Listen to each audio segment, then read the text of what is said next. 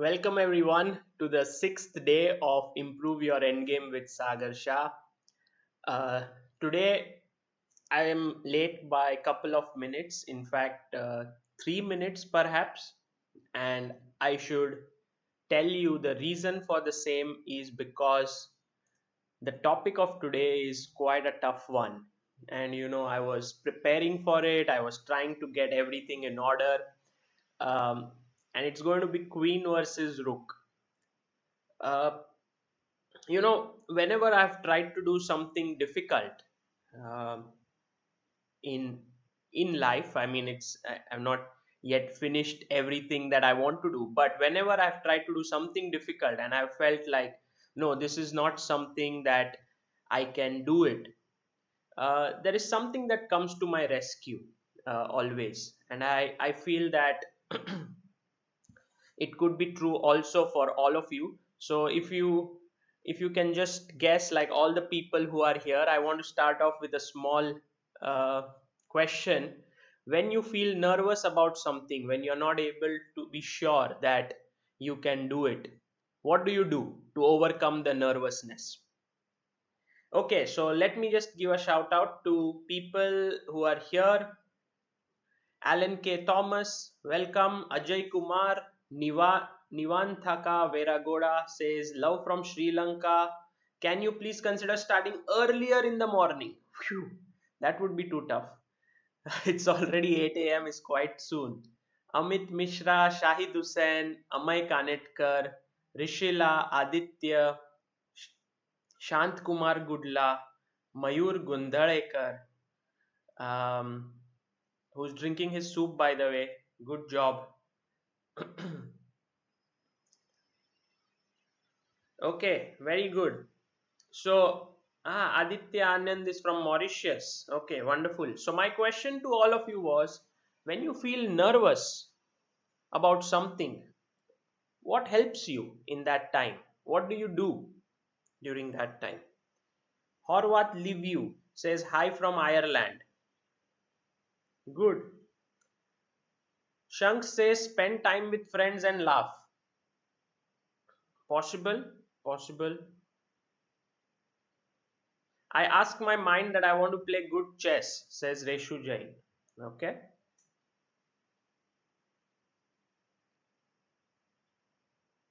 The dark side says, I feel guilty as I was unable to attend any classes. Well, dark side, don't worry. You can always watch it again. Surya Vishwas says, I roam around while I get nervous during tournaments. Okay. Just take deep breaths, says Srishant. Well, in general, I feel that all of this, what you suggest, is good for fighting nervousness, but sometimes your nervousness comes from lack of knowledge or preparation. And I've always found that if you prepare well for something, you can overcome the nervousness. And so, this is what I recommend to all of you. Like, I remember when I had to do, of course, chess wise, I had to play several tournaments against strong players, and at that point, if I was well prepared, it would be very nice. But also in terms of other things in life, for example, interviewing, say, Carlson or Anand for the first time, or any top player, if I'm well prepared for that, it just is easier to face that. So that's how I would say you deal with nervousness. And we have the first position that was yesterday's homework. I have put it up to know how you solve it. I think several of you did try it out. So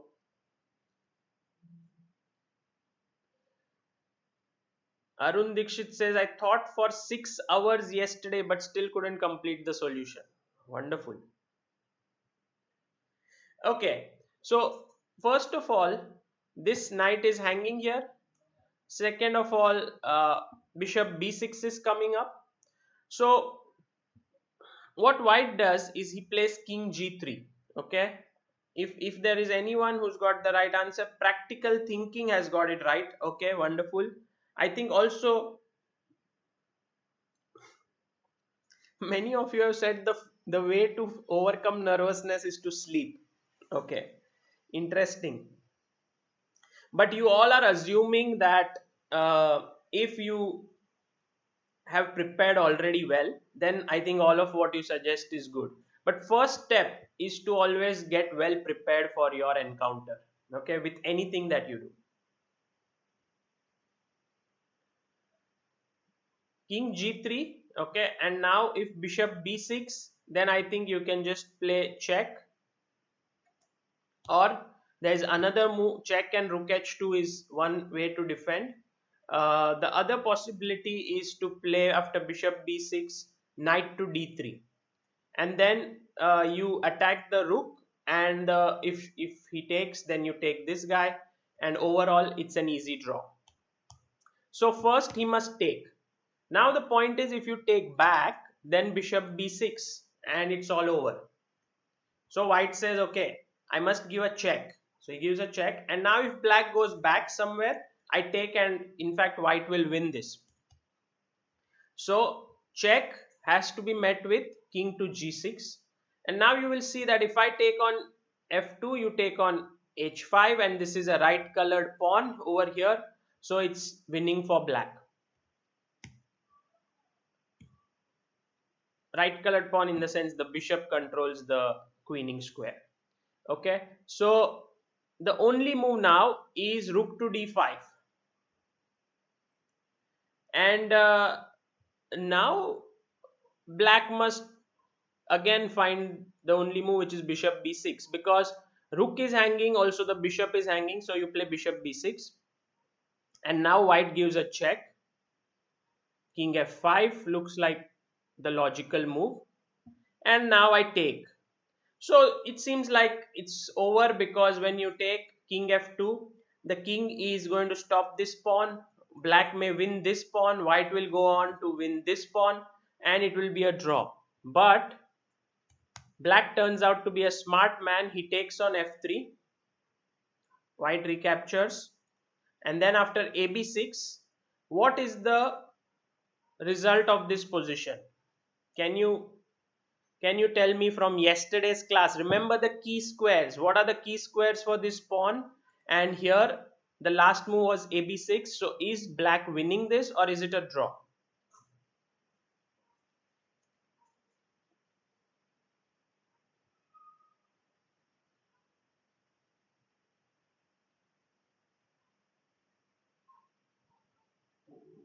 Yes.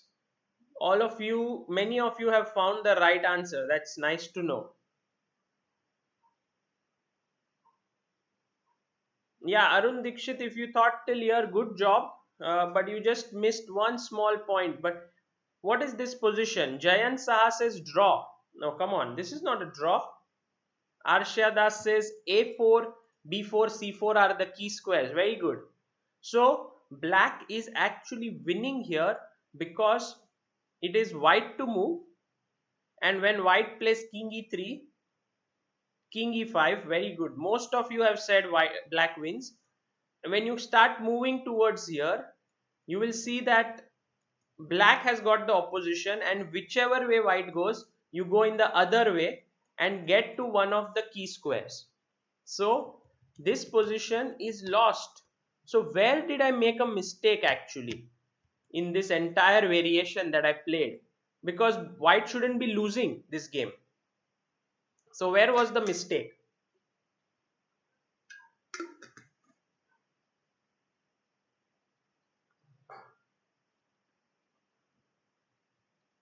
Yes, practical thinking, you are right. Prakhar Bajaj is also right. And I think Arun Dikshit, this is the move that you missed, which is to take, and here rook f3. You mustn't always recapture when a piece is taken, and here the best move is king g2. The point is, if you save your rook, this is an easy draw in the rook endgame. I can just place my rook behind the pawn and then get my king over, and if he takes ab6, now I take, and you see that move loss actually turns out in white's favor, because now white has the opposition, because wherever black goes, white follows, and somehow when you reach here, it turns out that there is no way to get to these squares. So you go here, I go here, you come here, I come here, and it's a draw. Okay, I hope that this position was interesting for you. uh, if my voice and my lips are not in sync, then just refresh your video and it should be okay. Okay, so shall we begin with a few tactics? We have a mission to reach 2700. We have 4 more days to go. uh, so let's go and solve some tactics.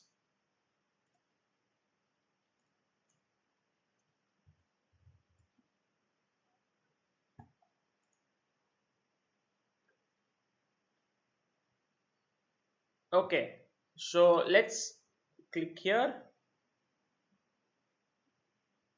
Atreya says my shirt is very nice. Yeah, this is the Vishy Anand special edition T-shirt which Chessbase India made. It is on his 50th birthday that this was made, and a lot of people did wear it, did buy it, and yeah, it was nice.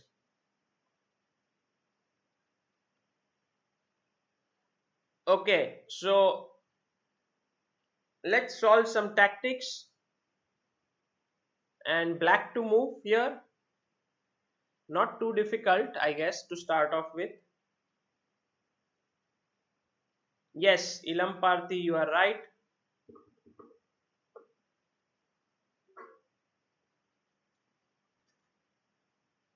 Uh,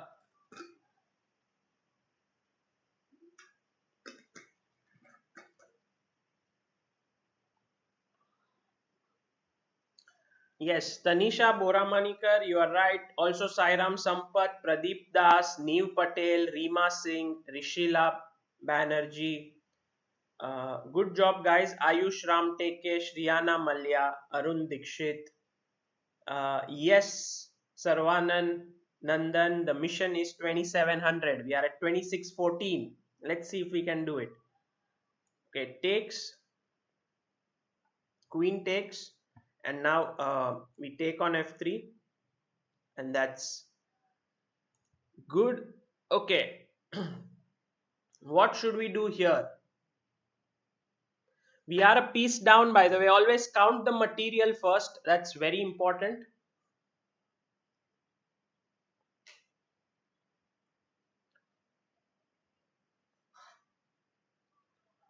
And I have a request to everyone today that don't spam the chat, because what happens is many times unnecessary comments come through and the good ones are not able to reach me. So that's a request to you. Don't write something which is not being discussed. Let's try to focus. Uh, yes, here you guys have come up with the right answer. Ilam Parthi, Arjun PR, Neev Patel, Arshya Das, Rishila Banerjee, Rajashri Raghavesh, all of you have given the right answer, it seems to me. Rook takes d3, but is there any defense that white has? Because my threat is rook into h3, yes? So can I do something for that? Because if rook d3, you take d3, then there is queen g2. So, but there doesn't look to be any defense, because if you move this rook d2 to h2, then d1 hangs, and there is absolutely no way to actually protect this guy um, on h3. So yes, rook d3 looks correct. Takes and mate. Okay, let's go to the next one. This one is white to move.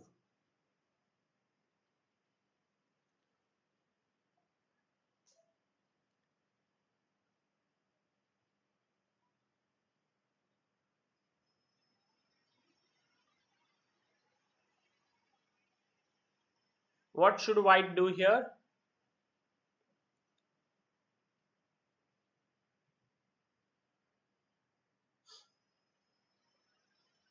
Well, it looks like black is making a queen, but there is a very strong move. My voice is very low today. I don't think so. I think it should be good. Maybe you can turn up your uh, volume.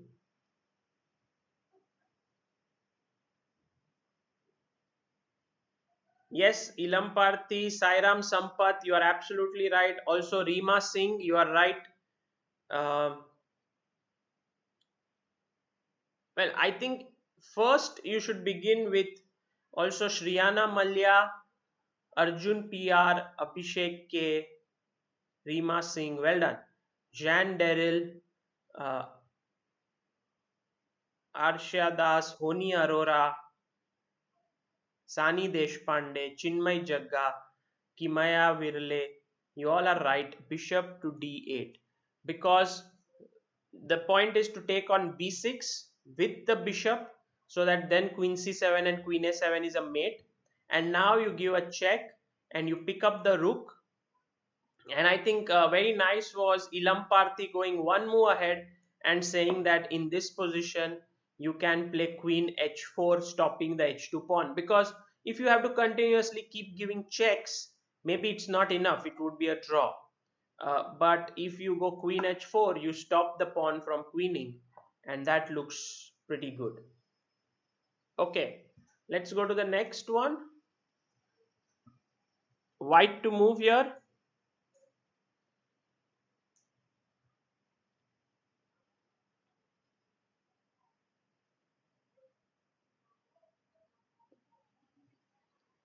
What should you do as white?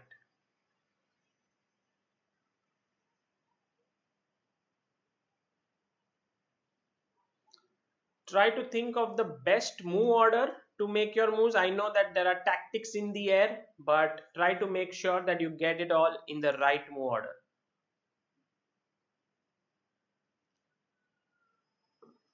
Keshav Kumar Jha says, how are these guys so fast? I also find moves but late. Well, Keshav, it's all about practice. If you practice regularly, you will be able to spot things faster.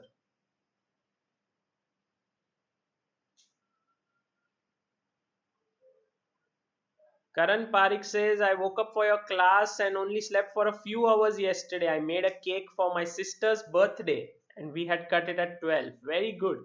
Karan, wish your sister a happy birthday. Subhash Goyal says, Bishop into ace, and Subhash, try to think of the moves. Dev, you want to say knight b5, but you're saying knight g5. So get the notation right. Gaily Payal, welcome to the show.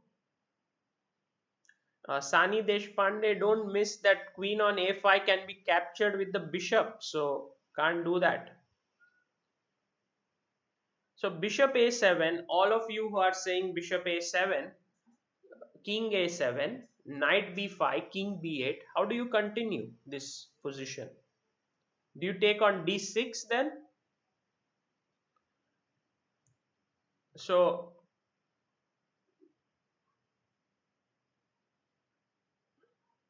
the question is whether knight b5 should be played first. Yes, like Prakhar Bajaj, Kimaya Virle, Ilam Parthi says, um, or should we play bishop into a7?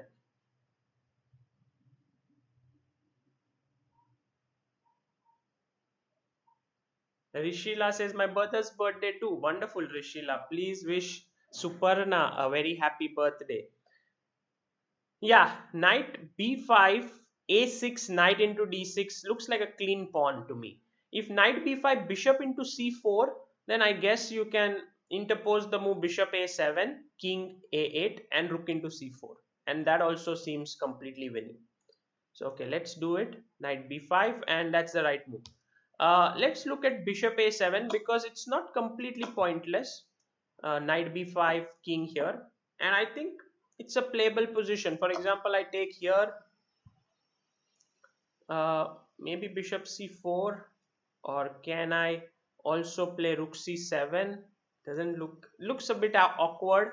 Bishop c4, maybe if knight c4, black should be okay, but knight c8 could be met with bishop into d3, and perhaps this is not where white wants to go. So maybe this entire line, uh, it's easier to just play knight b5 and say you're a pawn up. Yeah. Okay, let's go to the next one.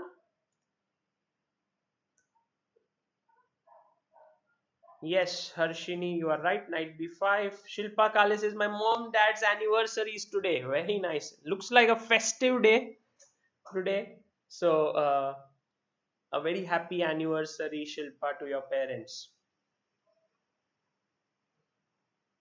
Ashwin Makwana is here. Wonderful. I would like to tell all of you that Ashwin is one of the top visually impaired players of India. He's represented India in several world championships, Olympiad for the blind, and a very strong player. So, today, when we are going to do the positions, I'm going to call out the position for him to, because he cannot see the screen so well. So I'm going to, but Ashwin, in the tactics there are so many pieces, it might take a lot of time. So once the class begins in queen versus rook, I will call out the position. Okay, so wonderful to know that you are here. Okay, Ilam Parthi, you are right. Sairam Sampath, I think you got the notations wrong. Jayant Saha, yes. Well, in general, whenever you are solving tactics, make sure that you look at the pieces which are hanging in the position or not adequately defended. In this position, you can see the h3 rook is loose. No one is defending it. Also, d3 pawn is loose. If you see bishop on a3 is also slightly loose because it is only protected once and attacked once. So that is also a piece where there are certain tactics possible. But the right move is queen f5, as rightly pointed out by several of you, and h3 is hanging, d3 is hanging. Very good. Daksh Goyal, Yash Bharadia, Dhanushka, Harshini Anand, Karan Parik. Well done, guys. Very good. Let's go to the last one for the day. This one looks simple, right? Just give me the queen on a platter. But let's see if you can quickly spot it.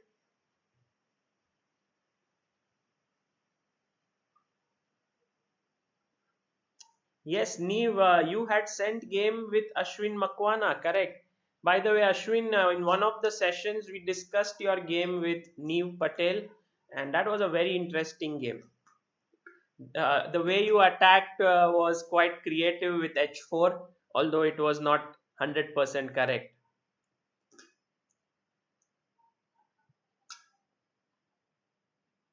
Yes, Arjun PR, Ilam Parthi, Jayant Saha,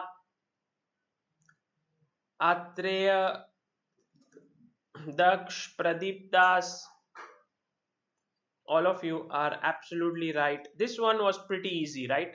Check and you win the queen. Should we do one more, last one for the day, and then move on to our end games? I'll wait for all of you to let me know if we should do one more. I'm sure you guys love tactics, so you wouldn't say no. But still, maybe today you all are so excited to learn queen versus rook that you're like, no tactics, queen versus rook. That's the most important thing in life.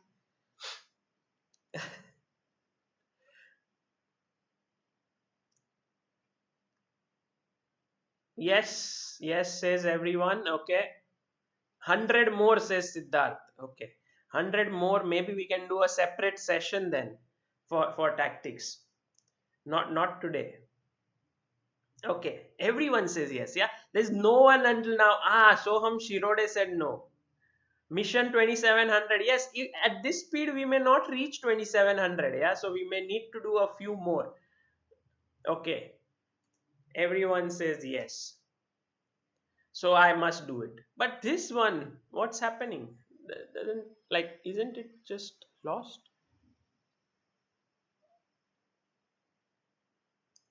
Okay, be careful. A8 is hanging. Also G7 is hanging. So which one to take? But remember, there's a mate on you on E1, so you have to be careful.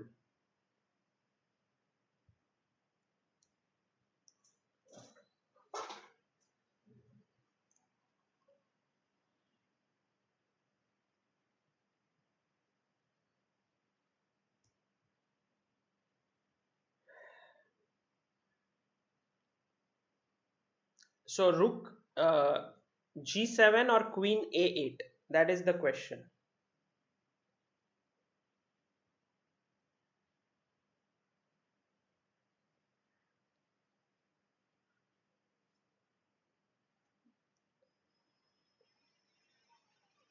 Yeah, well, Divya HL, Ilam Parthi, you are right. Also Rajashri Raghavesh, you are right. Sometimes it is more important to get to the king than to win material. Yeah, practical thinking. I will reply to you about the Magnus versus Nepo game on the video where you commented. Harshini, the point is if you play Rook G7, King H8, Queen A8, it should be winning as well. But then he can prolong the game with Knight D8 over there.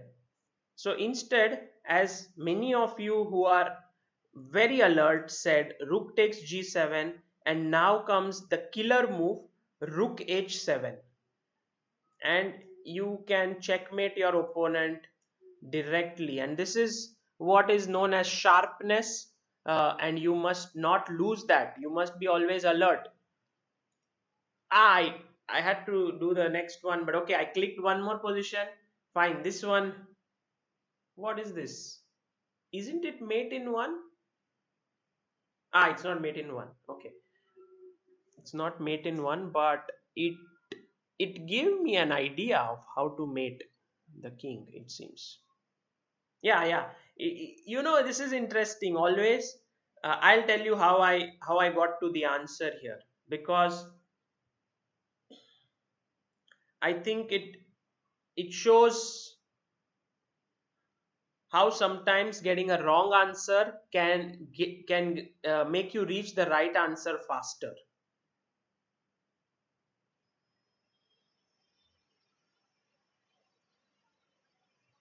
Rahul Kumar says, "Who's the girl in the thumbnail?"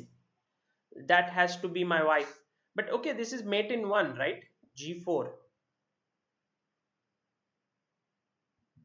Yes, all of you have got it absolutely right.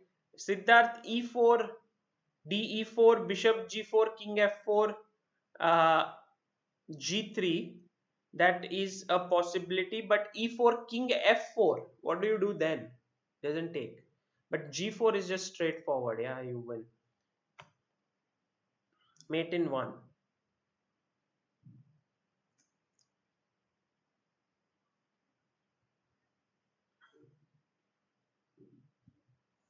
Okay, so the day ends pretty well. 2629. We gained what, 15 elo points. We started off as 2614.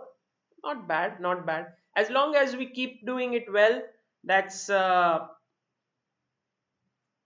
good. Okay, so let's go to now studying some end games. And well, I decided to choose Queen versus Rook, and I personally feel that it's quite a tough end game to master.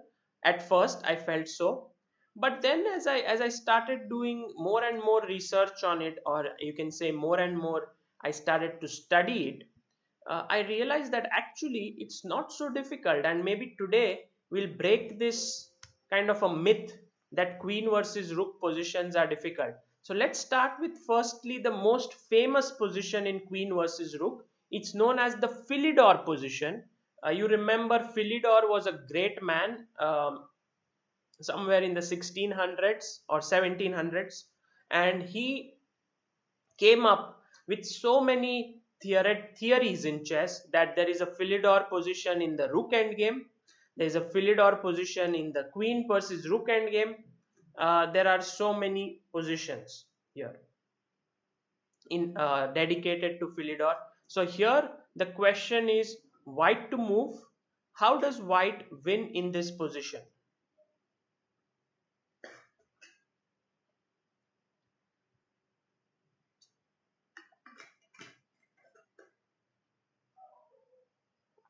1790s says Paul Morphy. Although my record show this one, he did it in 1777.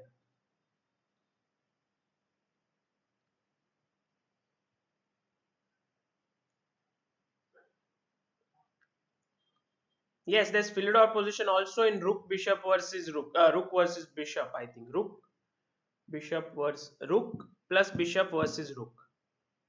Yeah, he did a lot of research. Very good, Arshia Das. Very good, Ilam Parthi. You know your end games. Also, Honi Arora knows it. Very good. So, this position, if you look at it carefully, Shobhit Jaiswal is also right. White wins by triangulation by his queen. What happens is, if in this position it is black to move, he is lost in the game. You know why? Because if you play, let's say, a move like uh, king c8, okay, in this position, then queen a6 and you lose the rook. King anyway can't go anywhere else. If you move the rook anywhere, say rook e7, then I go queen d8 check and pick up your rook. If you play rook f7, then I presume the easiest way to win here would be queen, I think queen b4 check. Now,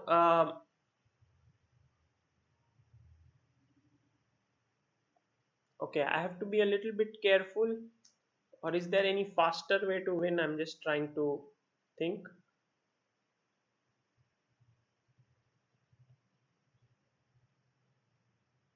Well, the reason why queen b4 I don't like is because of king c8. Is there a mate here? Maybe queen g4 check. Ah, but then he unites with his queen. Am I missing something?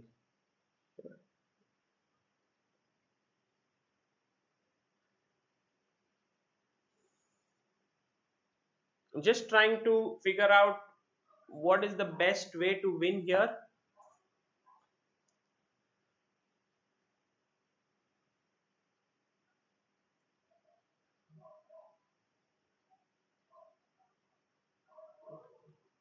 Queen b5 also is possible in that position.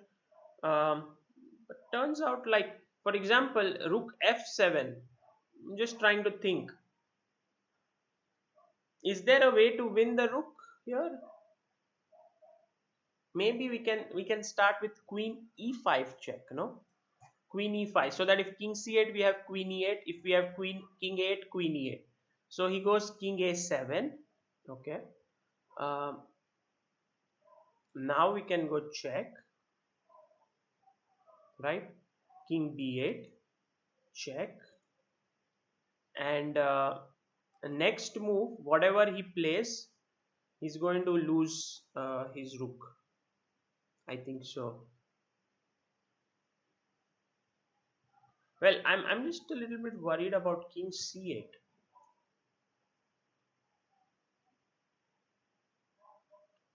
Yeah, queen e5, king c8 is winning, but um,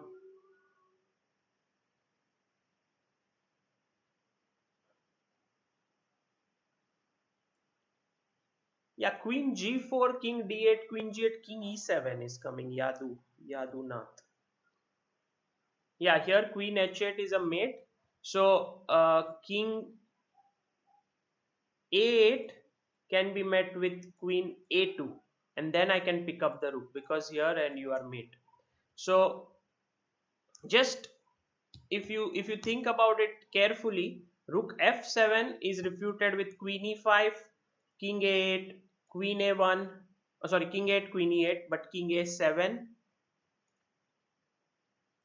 then queen a1, if king b8, queen b2, king a7, queen a2, and you win the rook.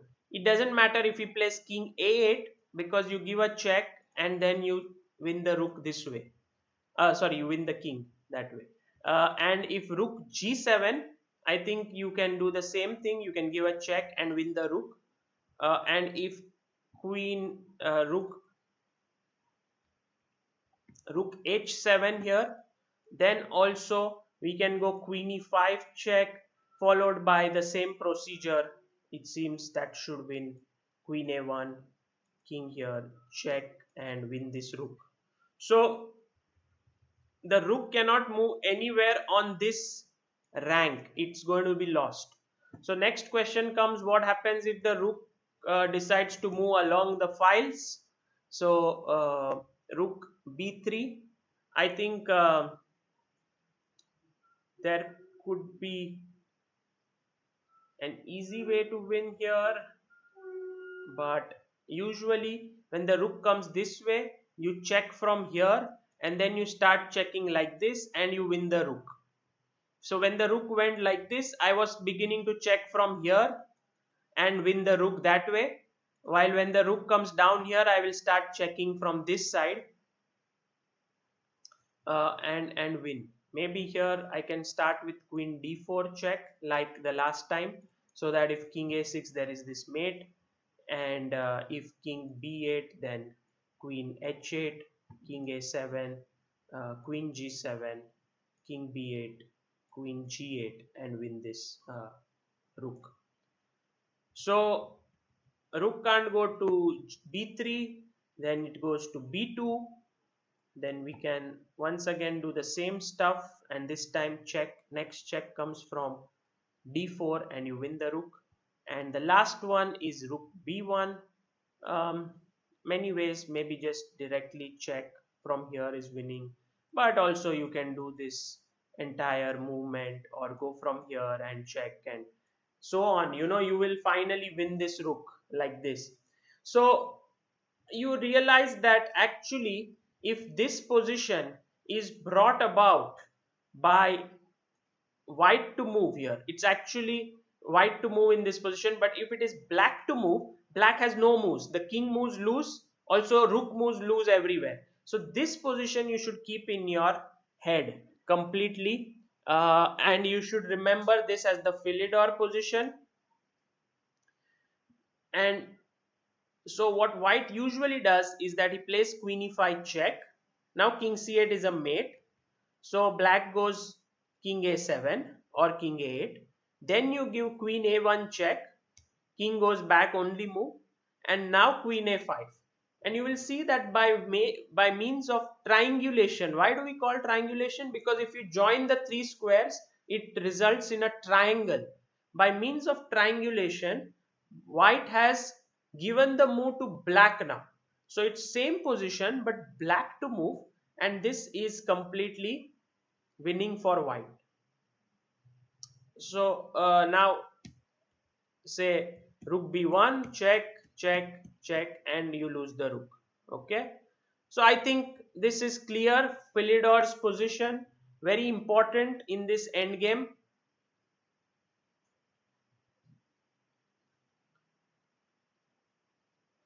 Okay, please, if I missed out some very simple move, like um, winning a rook or something, excuse that. The main aim is to actually understand that this starting position was a winning position, but with black to move it's much easier, and so you go check, come here and check. And basically I could even do it this way, from here check, check, and let's say he goes here check.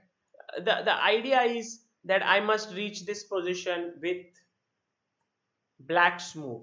Okay, that's the point. You can also do it from the other side, it doesn't really matter. Like for example, check king here. I was thinking about check king here, check king here, and this, even this is a win. It's just the Philidor's position, but with the queen here instead of here. But it's the same thing, just you invert it. Yeah, it's sometimes very difficult to see the board when you're looking at it from one angle and then the same position comes from another angle. It's not so easy. I had to say the notation for Ashwin, sir. Thanks for reminding, Tanisha. That's a good one. I will now remember this for the next position. Sorry, Ashwin, for this. Okay, so Philidor's position, maybe he already knew it, so that's not a big problem. I kind of closed the board. I should have been more careful there. Um, let's go to another position which you should know very well.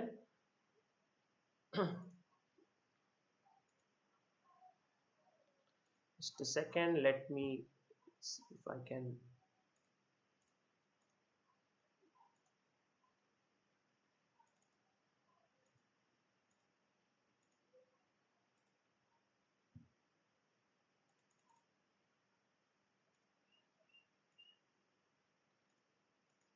Yeah, there we have it. We have the board back, and this one is okay. This is the Philidor which we just saw, and now let's go to the next one. So this one is actually not so well covered in the theory books, but I think it's very important for us to know. White king is on g4, queen is on e1, black king is on g1, so and rook is on h2. So king g4, queen e1, king g1, rook h2, and black makes the move king g2. And I want all of you to look at this position very carefully and tell me how should white win this position. This is the very famous game, not very but okay, quite famous game, Morozevich versus Yakovenko. Okay, Morozevich versus Yakovenko, and you will see that it's slightly different as compared to the Philidor position, because in the Philidor position the king is on c6, king b8, rook b7. So like king f3, king g1, rook g2 in this case.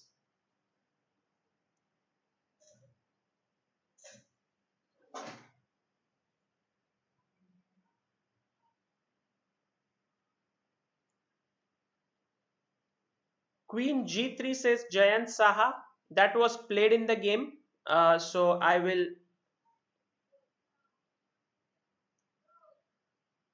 Rajesh, Ryan Rajesh says Queen e4. Prathamesh Divekar says Queen e4. Okay. I would. By the way, this is not exactly uh, Philidor's position, right? Because if you put the rook here, king, rook on g2, king on h2, and white king on f3, then it would be a Philidor's position. But here the winning move is actually very subtle. Let me see if anyone can get this right. Pradeep Das, Kimaya Virle, Dev Marchia, all of you have actually got played exactly, there's a good news for you. You played exactly like Morozevich, but it's a bad way to play.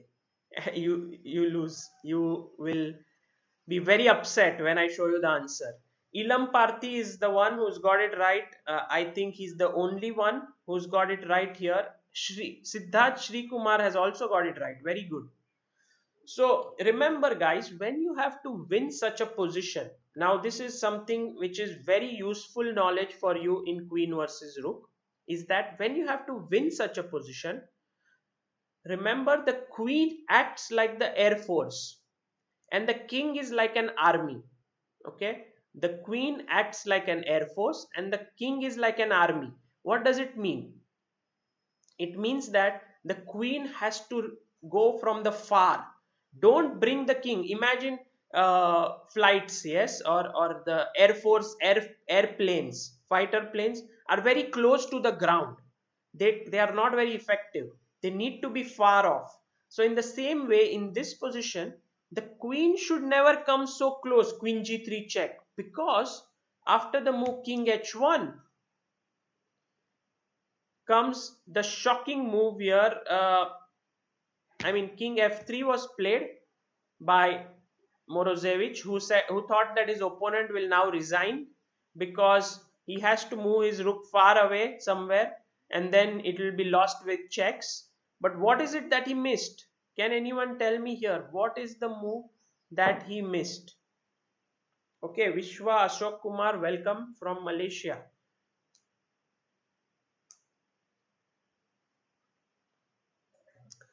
Black just surprised his opponent in this position completely. Yes, very good.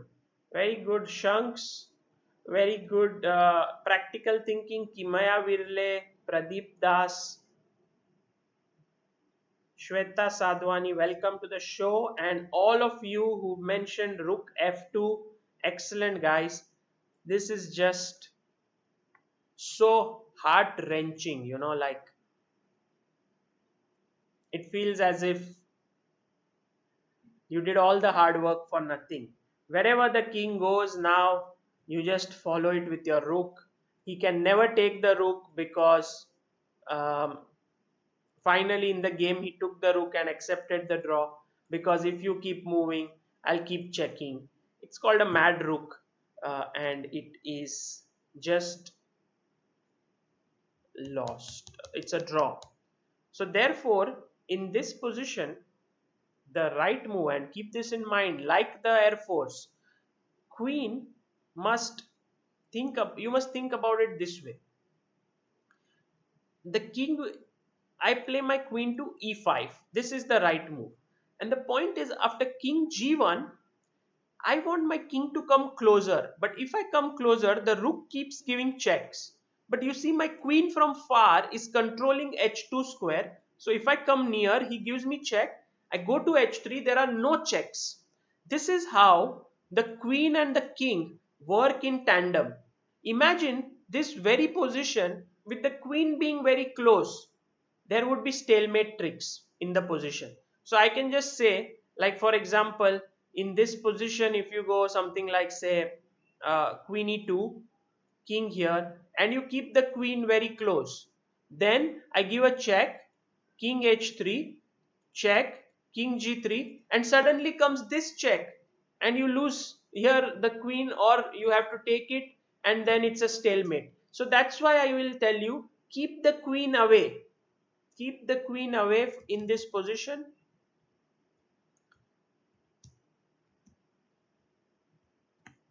Queen e5, king g1, king g3 and king h3 is just the perfect way to win this position. Now you will see wherever the rook goes, it will be lost. If it goes this way or this way, you can always check and win that rook. Okay. Arshia Das says, if queen e4, king g1, queen e3, king g2, queen e1. Yes, Arshia, this is also a very interesting way you have suggested to actually um, lose a move here and queen e1. This is, I think, also a very, very valid way to win. Yes, Nandan, you are right. If king takes it, it's a stalemate. If the queen takes it, also stalemate. Very good.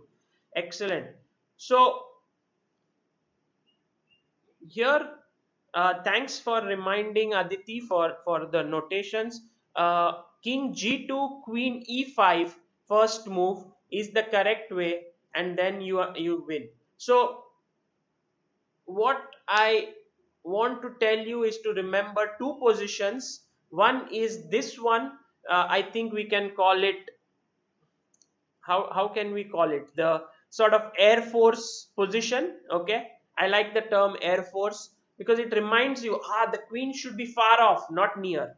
So okay, let's name it the air force position because there's no real name given. The Philidor didn't discover it. I could also name it Sagar's position, or you can say our YouTube position, but let's keep air force. So king g2, queen e5, king g1, king g3 wins. Okay, now let's see, remember what was the Philidor position? It was nothing but this one, correct? Here, white to move has to only lose his move. The difference between both the positions is not much, but still, the Air Force position, the chances of it coming in your game is much higher sometimes than the Philidor position. As we shall see now, I will show you an example of the game, very famous game, Swidler, Gelfand Swidler. Okay, so this is some kind of a story time now for you. You know, Gelfand is a great player. Also, Swidler is equally great. They both were playing in the FIDE World Championship knockout in 2001 in Moscow. And Gelfand here was lost. He took the pawn and he could have resigned because queen versus rook is losing. But he said, let me play on, let's see what happens. And he kept playing on, and Swidler unbelievably could not win this position. And this actually game became the kind of the game which everyone would quote, saying queen versus rook is very tough. Do you know Gelfand versus Swidler? They drew this game, and that's how the things build up. But what we are going to learn here is check, king h5, queen g7. Actually, Swidler played it really well. He kept pushing the king back with his queen, check. He pushed, and now you will see that we are slowly, either we'll come to the Philidor position or we'll come to the Air Force position. Now, king f2, you will see that this position, what Swidler did is protected here with the queen, so there is no check. King h3, king f2, and he kept going on. Maybe there were a lot of wins, but we finally come to an important position here. And I guess all of you are now aware of this position. So please tell me, if you were black in this position, what would you do? Sometimes it's very difficult to know. By the way, for Ashwin, the position is queen e8, black queen e8, king g5. Okay, white king g7, rook h7.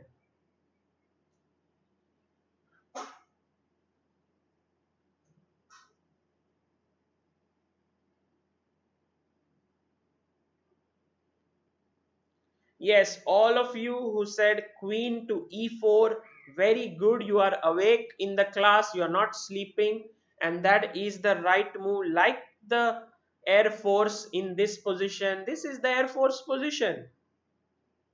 Abhishek TR, how to identify Air Force and Philidor? Where in general, I mean, I just showed you. This one is the Air Force position where you bring your queen away and you kind of put white in zugzwang, control this critical h7 square, and after king g8, you go king g6, rook check to g7, king h6, and black wins. There is no way to stop black from winning now. Yeah, very good. All those who said queen e4. So remember these two techniques, and I think it will be very useful in your games. Coming back to the story that we were continuing now, after 12 years, it so happened that Gelfand, who escaped miraculously. I should just show you the game, how it ended, so that you know how Swidler did not win this position. So let me just pull up the board and put it up here, and you see that instead of playing queen e4 here, Swidler played queen e5, and then check check. He tried to come close, but you will see that there's a one basic flaw. The queen should have at least controlled one of these three squares so that there could have been no continuous checks. Here the king suddenly escapes.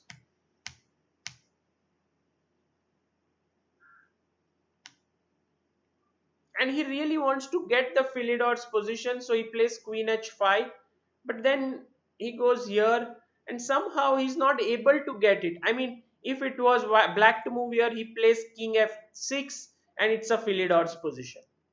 But he goes far and he says, now I will start checking you. So black plays a check,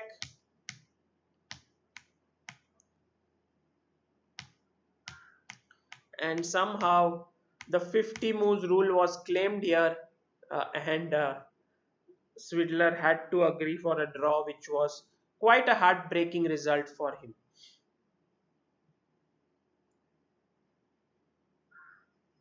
No, it was a draw. In this game, it was a draw. And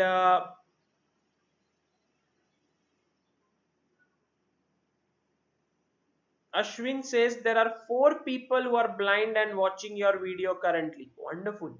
Great to know. I would like to tell the people that yeah, the result of the overall match was, yeah, that was a little bit, the story doesn't, is not exciting because in the end Swidler did win the match. So I actually checked that to see, and that's why this game didn't become very popular. If Gelfand would have won, everyone would said, look, you lost this, you drew this winning end game, and so you lost the match. But it turns out Swidler did win the match.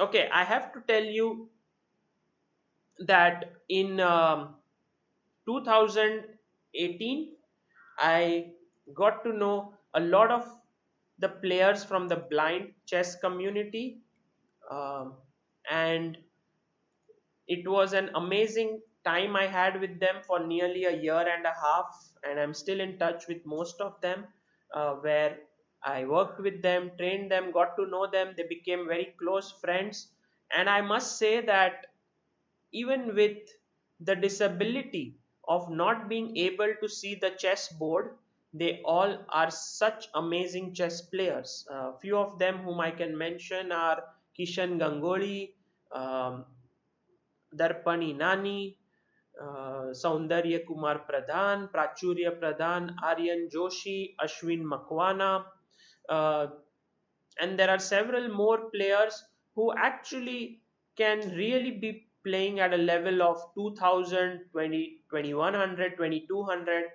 On their good days they are very strong players, and I went along with them to Bulgaria as the coach of the team, and then with the juniors to Poland, and I learned so much from them.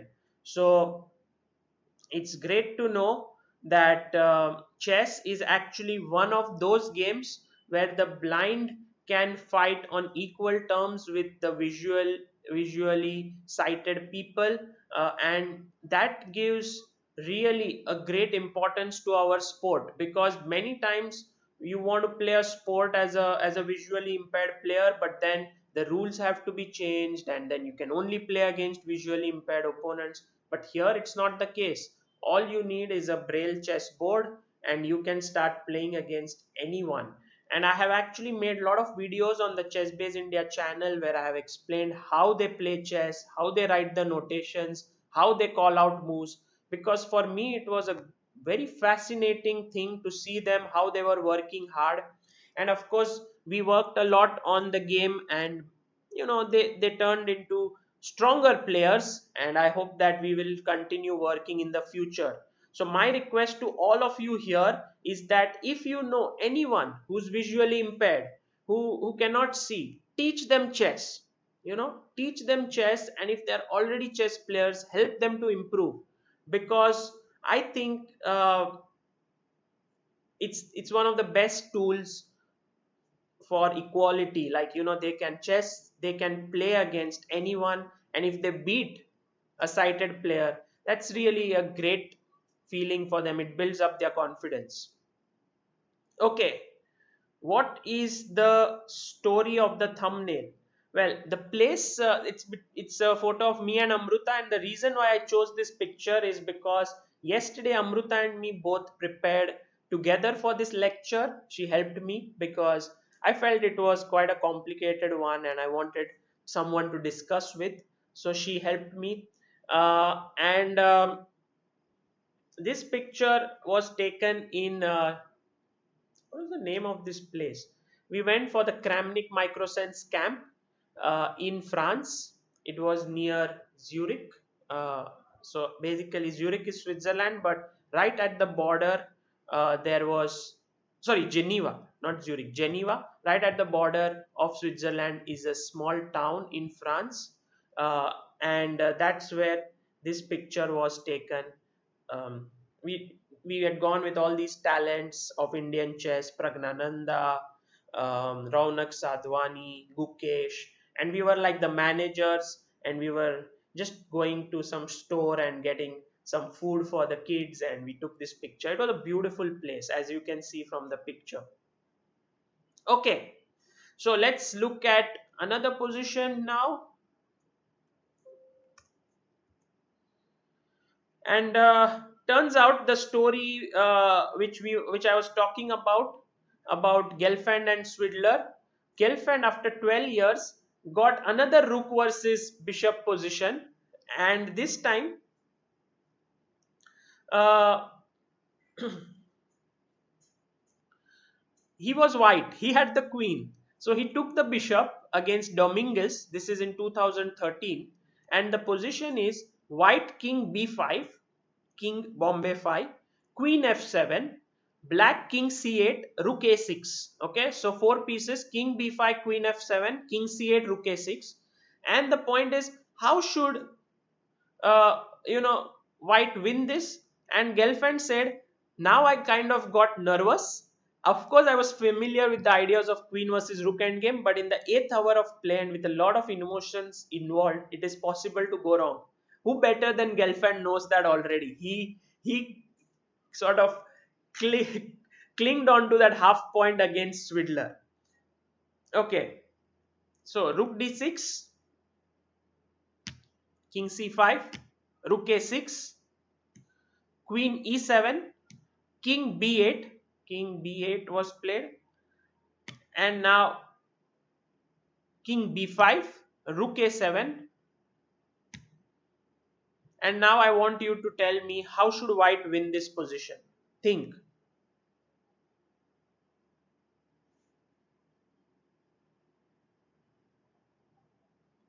How should white win this position over here?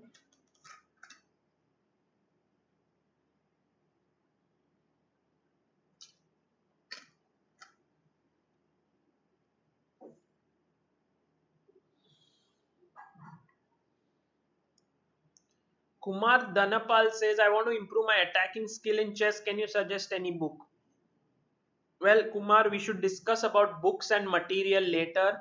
I think it's important to focus here.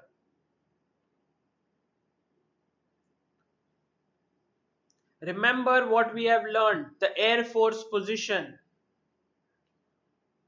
Yes, Ilamparthi, you are right. You know, one of the biggest qualities of good players is that what they learn they can apply very quickly. If you learn something and cannot apply it in your games, then it will be very difficult to improve. So whatever you have learned, the Air Force position, yes, Rishila Banerjee, you are absolutely right. Suryansh Verma is also correct. Nakul Chaudhary, well done. Yash Bharadia, excellent. All of you, Sumed Ramteke, Vin Legaspi, Harshini Anand, very good. Shriyana Malya, you want to play Queen D5 or Queen D4? That's important because Queen D, I mean, any move wins.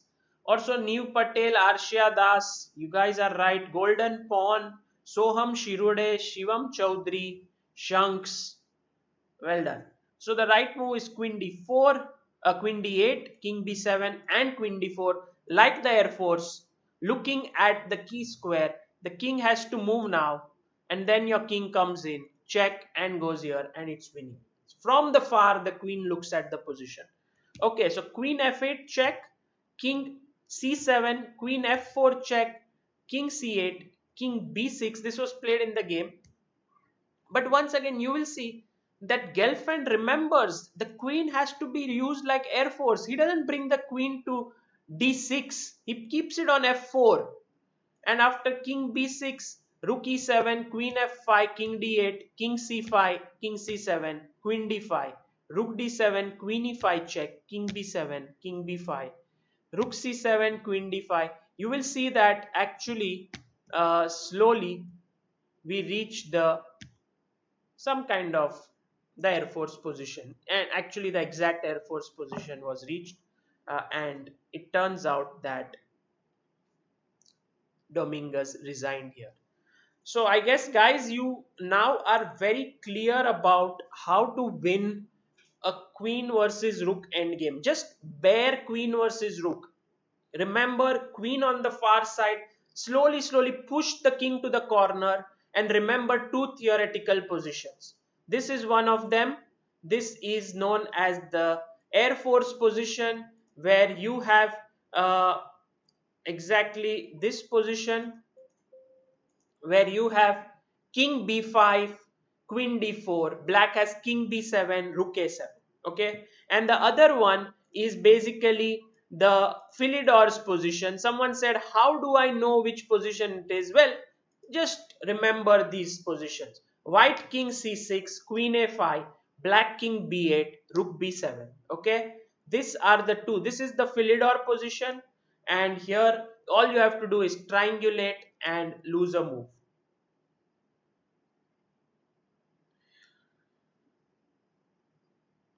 Yes, Ashwin, you are absolutely right. By the way, I would like to also say that Ashwin, for him, typing is not easy, but he has written 28 and queen d4, which he means queen d8 and queen d4. Well done, Ashwin. I'm very happy that you are participating in today's session, and also a few more players. By the way, queen versus rook is usually always winning, but there are some unfortunate situations like this one.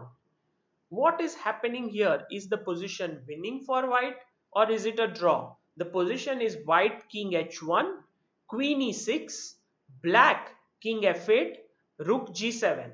Okay, the question is black to move. Is it a win for white, or is it a draw? Yes, Dev Marcia, we are just looking at one of the positions that you asked. Is there any draw? Uh,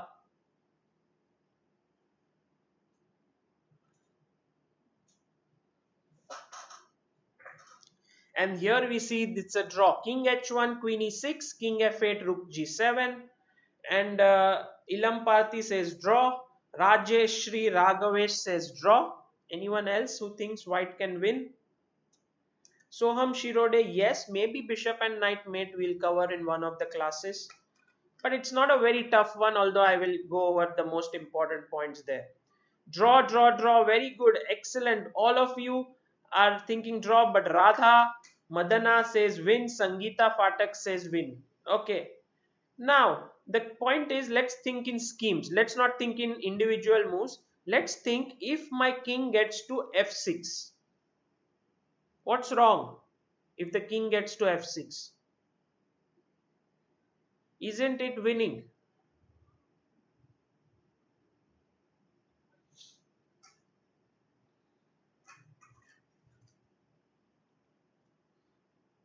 If the white king reaches f6, shouldn't white win this game? Because then there are no checks, rook f7 is not possible, and then you are winning.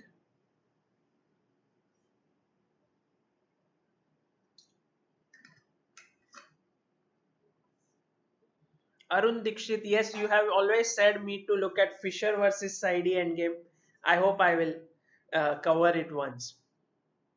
Yes, rook g6 check comes at that point. You are right. When the king comes to f6, all of you are absolutely right. And now you understand not to get your queen too close, because it results in stalemate. So let's start with rook at 7 check.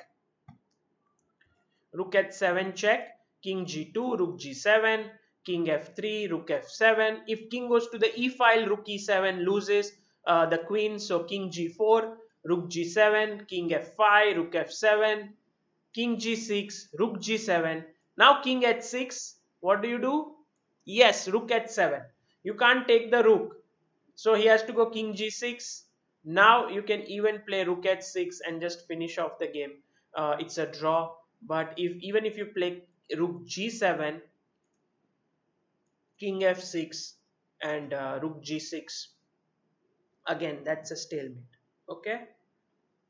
uh, Shivendra, if my video and my lips are not in sync, just refresh the video. It should all be okay.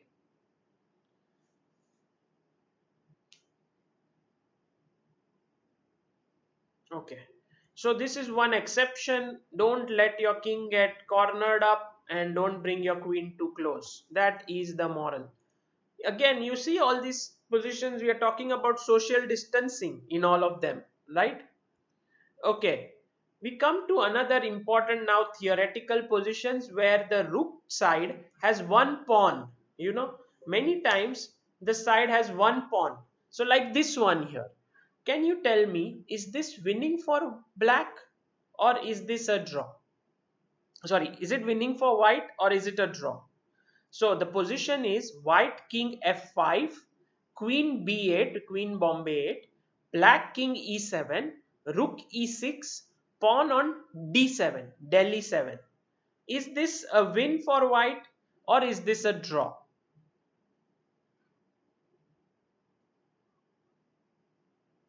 Yes, Dev Marchia, all your questions I'm coming to one by one, yeah?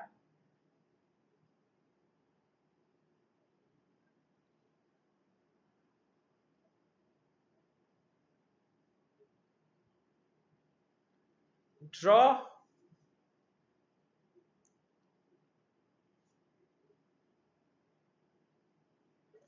Amit Kumar says it is said that queen versus rook always winning queen side. Yes, that's true. If played properly, how can it be draw? I'm confused. Well, in that very position, if you look at it, the queen was too close to the king and the white king was in the corner, and that's the reason why it ended in a draw. Specific formations do end in a draw, but 99% of the time, if you take a random position, it's winning. This is a fortress, uh, say everyone, and you all are absolutely right. This position is really an easy draw for two reasons. One is that the rook is actually very well placed on the sixth rank on e6. It stops the white king from entering in to the position. Okay, and this pawn is protecting the rook on e6 and it's giving it another strong square to sit onto. So rook can keep moving between c6 and e6, c6 and e6, keep on moving. The white king really wants to go inside the position, but the problem is that the rook is always cutting it off. Uh, Sarvanan asks, does the zone apply in this position? No, there is no real zone as such in this very position, because here, whatever you do, it's a draw. So let's say if I get my queen here and then you wait, I give me a check, I go back, you give a check, I come here. There is no way to make progress. I'm going to put my rook on e6, c6. If there is no check, if there is a check, I will move my king away. Uh, Main problem is the queen doesn't have space behind. There is only one rank behind this pawn. So that is one of the major problems. Now imagine this very position that we started off with. Actually, the king is over here on g7. Okay, first of all, it's a mate in one, but even if it were not mate in one, say you play rook to c6 in this position for black, this position is winning for white. The reason being, you will give a check, push the king out, and then the king will go slowly over here, put black in zugzwang, and you will win the pawn. Okay, try it out. Actually, this I can show you one example later of a similar position. But if the king is within the zone, I mean king is on g7, the zone basically meaning the rook sixth rank here, rook on the sixth rank. If you can surpass it somehow magically, then you win the game. Okay, I hope this is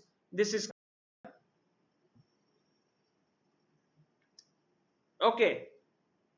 Yes, Anish Giri's endgame, Mukilan Bala, we are going to look at in this lecture. Yep. Yeah. Okay, let's go to the next position which I wanted to show you here. And I think it will be very, very interesting for all of you. I'm just trying to pull that up. AP Queen versus Rook. And it was, yeah, this one. So now my question to you is, what about this position here? You know that that one was a draw, but we now just push the pawn one rank ahead. Instead of being on the seventh rank, it is on the sixth rank. So my question to all of you is this a draw or is this winning? Okay, all of you here who are just writing something uh, quite pointless. Like, is there any database in which we can solve tactical positions or something else?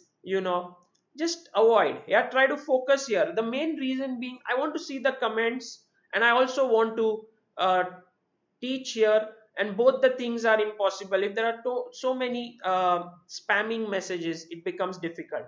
For the blind players, the position is king e4, queen h3, king e7, rook d5, pawn e6. Okay, king e4 for white, queen h3, king e7 for black, rook d5 for black, pawn e6. Win, says everyone. Wow, amazing. All of you think it's a win. Yes, Harshini, you are very right. Win because the queen has more space behind, and you will see how to make use of this space. Okay, so let's first make a few moves. I will show you.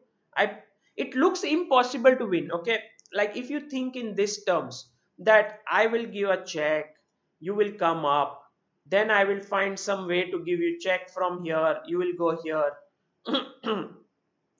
It seems like, because the king is cut off on the fifth rank, it seems impossible for white to win. But there's a very strong weapon that white has to win this endgame. What is that weapon called?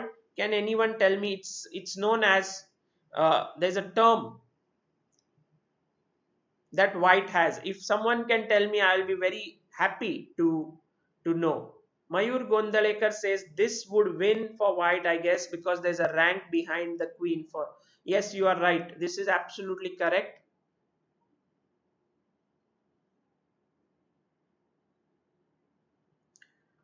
White can win. Queen can attack the king from 8th rank and 7th rank and push it forward. Alan Jones, you are right. What is the weapon that white uses in such positions to win?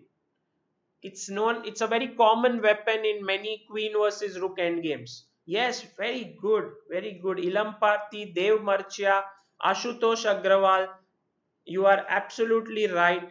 It's known as also K. Dexter, Rishila Banerjee, yes, Josephine Geeta, well done. Dharmaratne, Soham Shirode, Anushka Bhatt, very good.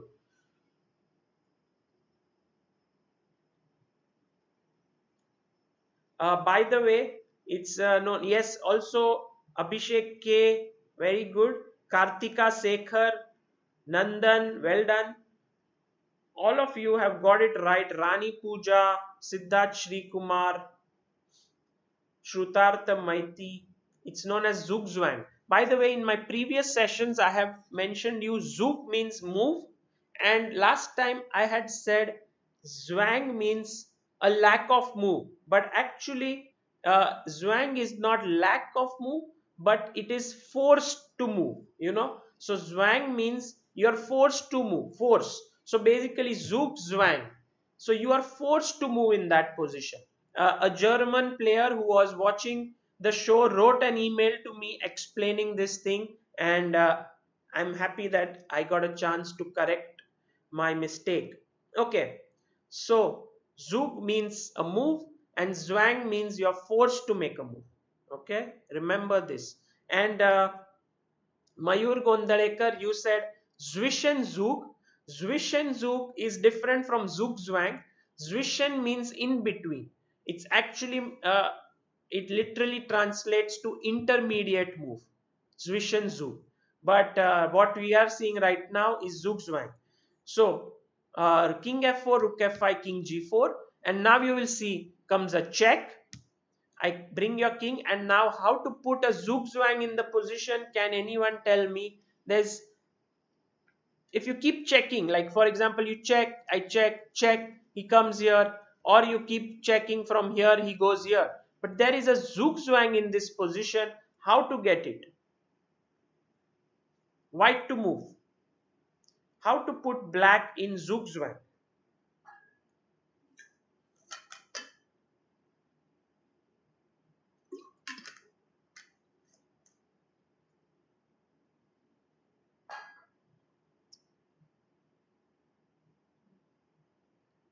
Yeah, in between move. Very good Shanks, Nikhil Chahal, Ilam Parthi, very good. Here, the right move is Queen G8, Honi Arora. By the way, I must tell you guys, Honi Arora, who is here, actually finished first in the below B group of Sunway Sidges Classical Tournament online. Congratulations, Honi. The sad part is that he had to play a playoffs yesterday, and he was not aware of it. He thought he had won the tournament, but actually top 16 players had to play a playoff, and he got to know just 5 minutes before his round. And at the end, he lost that game because of internet disconnection, and he didn't get. I think maybe you finished somewhere behind, but in any case, good job on what you did. By the way, everyone has written Queen G8. It's so impressive, so good, guys. Queen G8. Queen C7 is mentioned by some, but then Rook F5, and it you really want to actually play Queen G8 so that you can give this check and push the king out. So if you can push the king to e5, then your king can actually come in. It blocks the rook. So white say black goes king e7, check, king e8, queen f6, king d7, check, king d6. And now what's the next way to create a zugzwang here? White to move. White to move here. I'm trying to train you. By the way, I remember that when I was close to 2350 or so, strength wise, actually I went to take some training sessions from Grandmaster Praveen Thipse. He's the third GM of India, and actually the first person in India to score a Grandmaster norm, first Grandmaster norm earner of the country. And he's a legend in Indian chess. And I used to travel to his house. He lives in Bandra, which is around half an hour from my place. And when I reached his house, I was very excited to learn from him. And he taught me one of the days this endgame. And he knew the entire technique of how to win this. He would tell me, look, this is how you create a zugzwang. This is how you push it. It was very impressive the way he taught me. And I still remember it very vividly, those classes. On my way back, I would take a train, and it would take me around an hour to reach back home. And I had this chess app on my phone, chess online app, and I would put in all the things I learned in the class in the database, and then come back home and then revise it again. For me, every class was really very valuable for with that. So even if the class is important or not important, you can make a lot out of it. If you consider what you are learning here to be important, you can make databases, you can actually make things really well, and you can learn a lot out of it. If you think, oh, it's a free class, every day he comes online and he teaches stuff, what's the big deal? Then this very learning, what you are doing here, may not be very effective. So the most important thing along with the teacher is the student. So if you can make good use of this material, nothing like it, build upon it. That's the point. A very good that all of you here have found the move queen e8. I would say just about everyone. And this is the point. You play queen e8, and you kind of put him in a zugzwang where you threaten queen d8 to him. So black plays rook f5. He has these two fixed points on d5 and f5, so he keeps moving the rook there. But now a check, king c6, and now you go queen to e7, forcing forcing him to come to d5. Okay, so you understand now that this position, which looked rock solid for black, is actually now shaky, because the rook, which had two squares, now only has one fixed square. The king has taken up the other square. Now how to create the next zugzwang? How do you create the next zugzwang in the position? This is, I think, the critical thing. Abhishek K says actually making all the databases every day from your class. Very good. Very good. Karan Parik says, my coach took me to GM Praveen Tipse one day and I learnt a lot. Fantastic. Yes, he is a fountain of knowledge, I would say. He doesn't need a book, he doesn't need a database, he just needs to be there and he can teach you quite a lot of things. Practical thinking, queen d7 is fine, I'll play king e5, but try to find a move where you can put him in a zugzwang. This is not an easy one. It's slightly complicated.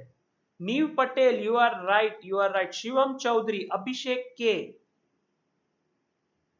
Uh, Amardeep, you mean in this position? What if the king went to e5? Yes, you wanted to know this, right? I think we will reach the same stuff after queen e7. He has to play king d5, and now we come to the similar position. All of you here who let me see how many of you got it right. Virat Chess, Karan Parik, Abhishek. By the way, the position which I was asking was, yeah, this one.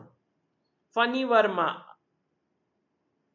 and Angel Maniar, Shivam Chaudhary, Ilam Parthi, Reshu Jain, Soham Shirode, Siddharth Srikumar. Very good. Rishila Banerjee, um, Anish Adiga. In fact, Ansh Bhargav, your idea is also not bad. Yeah, like you want to play queen d7, king e5, queen d8. Then maybe rook f4. Ah, then you go king g5. Correct.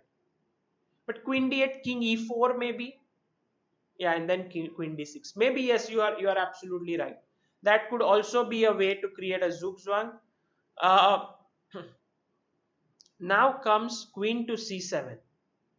Okay, this is the zugzwang position. Queen c7 in this position, and the king on d5 has to move. The rook actually cannot go somewhere where it's safe because there is no fixed points. So king e4, and now what's the next move now?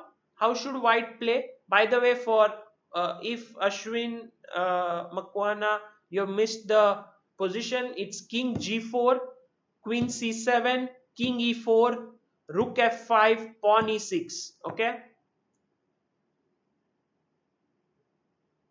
Now, how after queen c7, as you all rightly pointed out, Arshia Das, yes, you are right.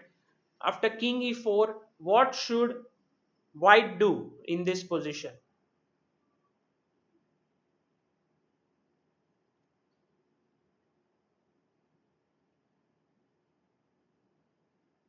Yes, queen d6, Abhishek K. Shanks, Nikhil Chahel, Ilam Parthi, K. Dexter.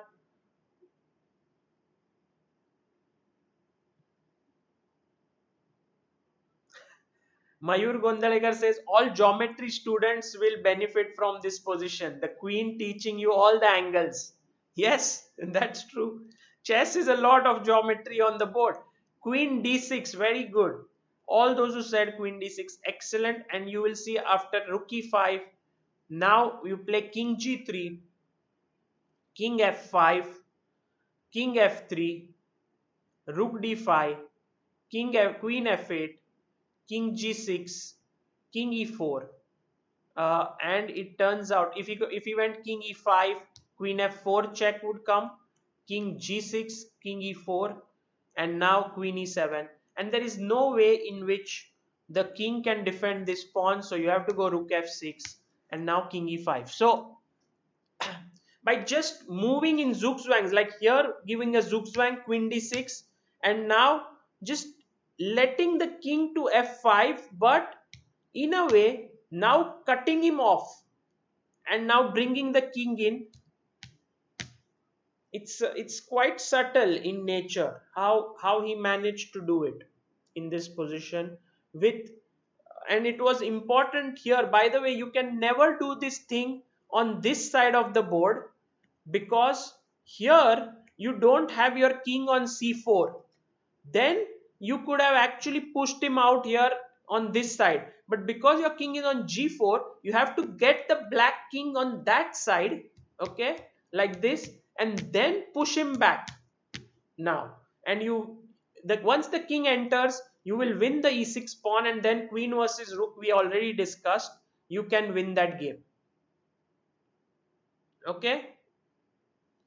I hope this end game is clear for you. It's an important one. How to win by this logic. Actually, by learning this, I would say that even if you say in the starting position where we began, if I just pushed everything back one file like this, um, in this position, this would also be winning for white. You have to do the same thing, just one row behind, because there's a lot of space behind. Now there is one thing which doesn't work basically, is if you have a g pawn. Okay, in such a position it's not easy to win. The reason being that, because you had pawns on the third rank in the center, there was space behind, but there was also space on the side. When you have a bishop pawn, so let's say bishop or a central pawn, I'll just try to put it like this here. There is not just space behind for the queen to come, but also on the side of the board here, on both the sides, to attack the king. But when we shift this entire thing onto the g file, then yes, there is space behind the pawn like this, but there is no space on the side here. On the There is very hardly any space, you see here. So that's why with the g pawn it's a draw. Okay, it's a so it's a bit tricky, but remember, on the third rank, every pawn, almost every pawn will come to rook pawns. Rook pawns have their own theory. But if it is a central pawn and a bishop pawn, it is winning for the queen. But when it is a knight pawn, it doesn't work. Okay. Now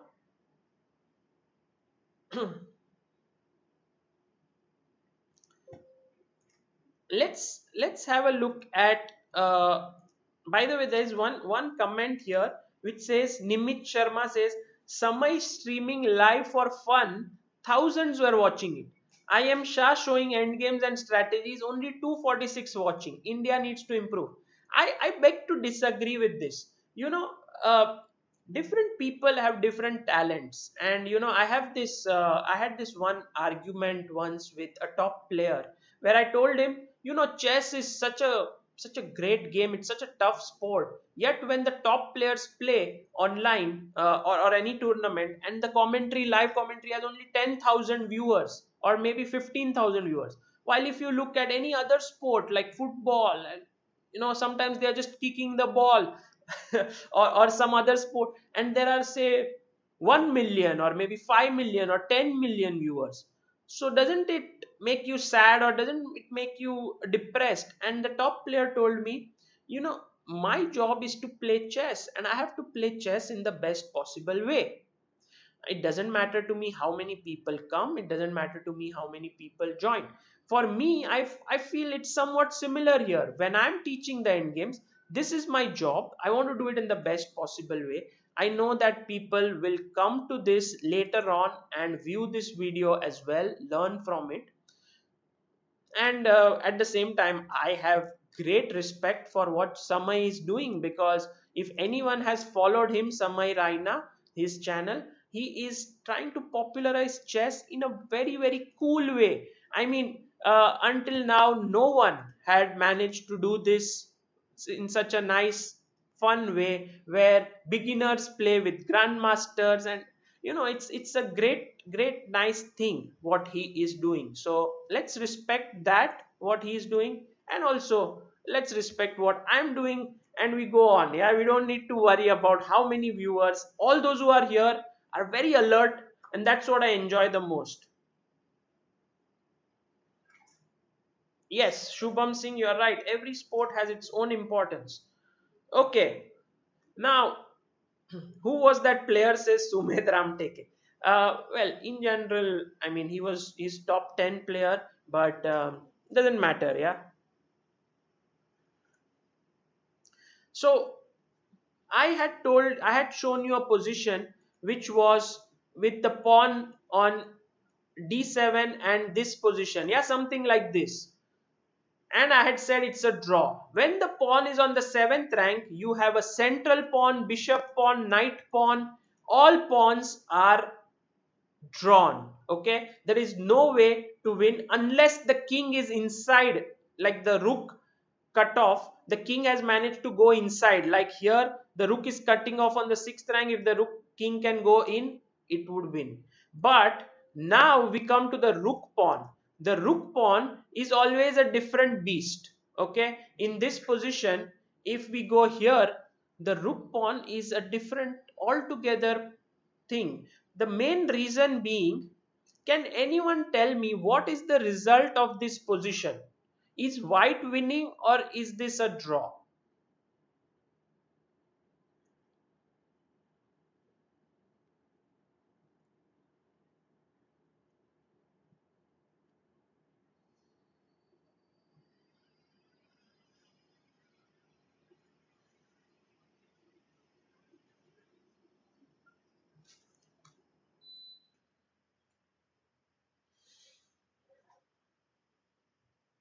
Keshav, the winner, says, don't underestimate football. It's an equally good game. Of course, it's a great game. I don't need to even say something about football. It's the most followed sport in the world. So I would be a fool to say that football is not a good game. It's like saying, I mean, sometimes you can make fun of someone who's anyway, you know that it's a great game. So draw says everyone, but actually, yeah, some of you say win. Shobit Jaiswal says win. Pravina Matre says win. Shivam Chaudhary says win. Well, turns out that this, yes, Ilam Parthi, you are absolutely right. Um This is a win for white because the rook has only one fixed square. Usually if a pawn is there, the rook has two fixed squares on either side of the pawns. But here there is no Z file. If you see, I put my rook on the Z file, it's gone outside the board. So that's why there's only one fixed square. So what you do now is you use the very powerful weapon in the endgame, which is Zugzwang. Okay, how do you put your opponent in a zugzwang here? um, there are several ways to do it. I can just show you one of them. Queen c7, and once you reach this position, you will realize that there is no move for the king, so he must move the rook. And now check, king here, and king d6. And it just turns out that unfortunately this is a lost position. A better defense actually here, instead of king a8, would have been rook a6, so that's to keep the cutoff. But now the king moves to the other side of the board, and now after rook c6 I go queen d7. And what I do is I bring this position again, which is a zugzwang. You see, you have to look at it carefully to understand why it's a zugzwang. Because if the rook goes to b7, queen d8 is a mate. If the queen goes to a8, queen c8 and queen c6 followed by king a6 wins. The pawn cannot move because the rook is hanging. So you realize how to get a zugzwang like position here. Uh, Shank says, I thought after queen c7, black can try for stalemate like tricks. The problem is that you have this pawn still intact. So that's why there will be no zugzwang tricks there. Yeah, queen d7, as you all pointed out, was also good. In fact, in this position, you can even go queen d7. Absolutely right. Uh, he, he may go rook a6, then you go king here, and you go here. Now he's forced to make a move. Let's say he goes, I don't know, here, check, check, and wins. Yeah. Nimit Sharma, many viewers claim that there are not many strategies, and just by watching those streams, they will learn the best way, which I disagree. Otherwise, Samad is doing a great job. Yeah. Well, in general, this what I'm teaching is very tough. I think even it's tough for some of the strongest players. I can vouch for the fact that some of the grandmasters also do not know these things, and it's very difficult to even remember this after a period of time. But I believe that there are some really strong players in this stream who are working very hard day and night, and I think this is going to really help them, whoever is watching this. Okay, now let's go to the so now you are very much sure about each pawn on the 7th rank. If it is knight, central, and bishop pawn, it's a draw. If it's a rook pawn, it wins for the queen. Okay. Now let's go to the next position where we saw if the pawn is on the 3rd rank, if it's a central and a bishop pawn, it wins for the queen. But if it is a rook pawn, what happens now? This is the question. So I'm going to take this position, which is the rook pawn on the 3rd rank. Let me get it from here. Where is it? Yeah, this is the one. And this is another critical position. See, we are going step by step. We did the pawn on 7th rank. Now we come to the 6th rank. We know central and bishop pawns lose. Knight pawn is a draw. And now we come to a rook pawn. I'll tell you why knight pawn is a draw, but let's look at the rook pawn first. And please tell me, yes, we will discuss Anish versus Nepo in a bit.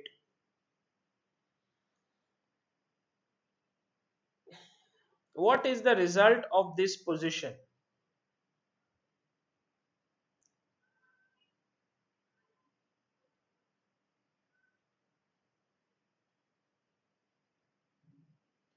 Let me make it a little bit interesting question for you guys, okay?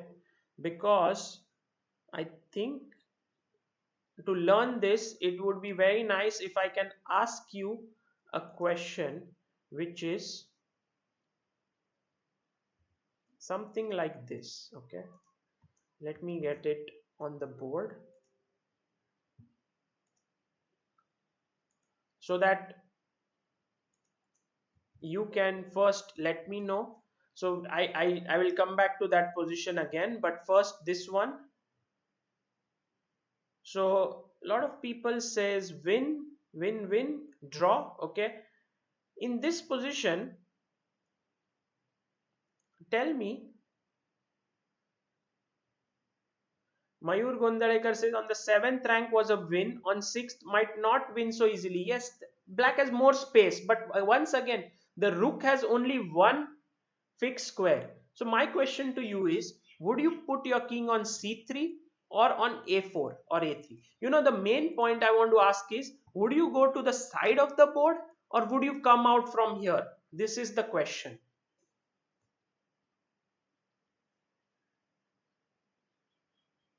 Yeah, the position, sorry.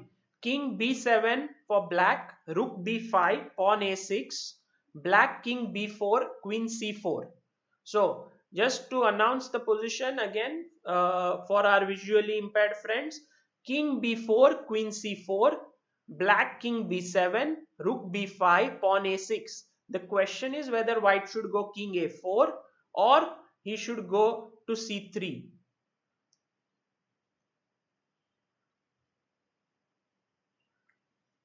Okay. Amay Kanitkar says A4. Arjun PR says C3.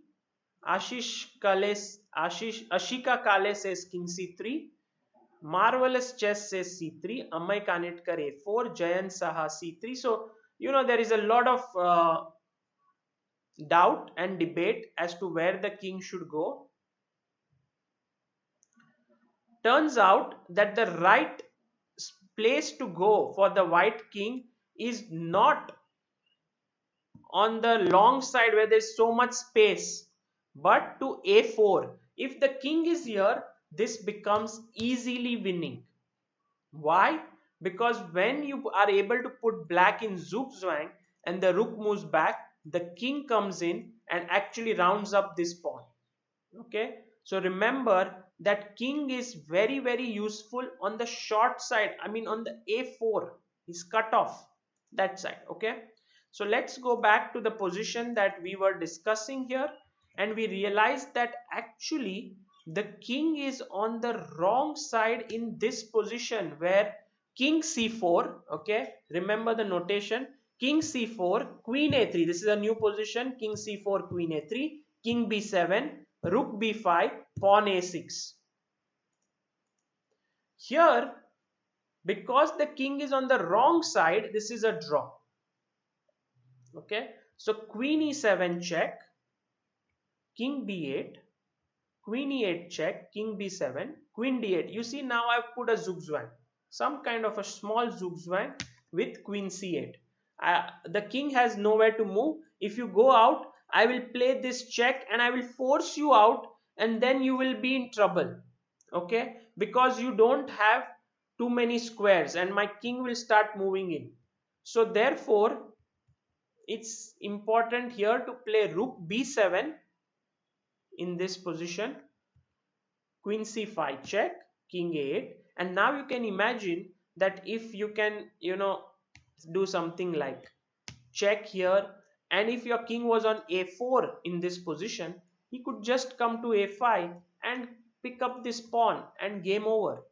But here he comes to c5, king c6, king a8 check, rook b8, even king a7 is fine, rook b8, queen a5, king a7, queen c7, king a8, queen f4. And now there is only one move which draws the game. Can anyone find what is the move that draws the game here?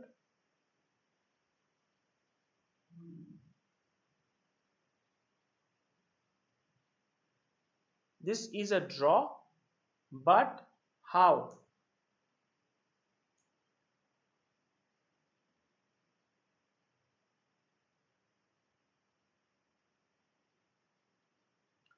Black can make a draw with only one move in this position. What is that move?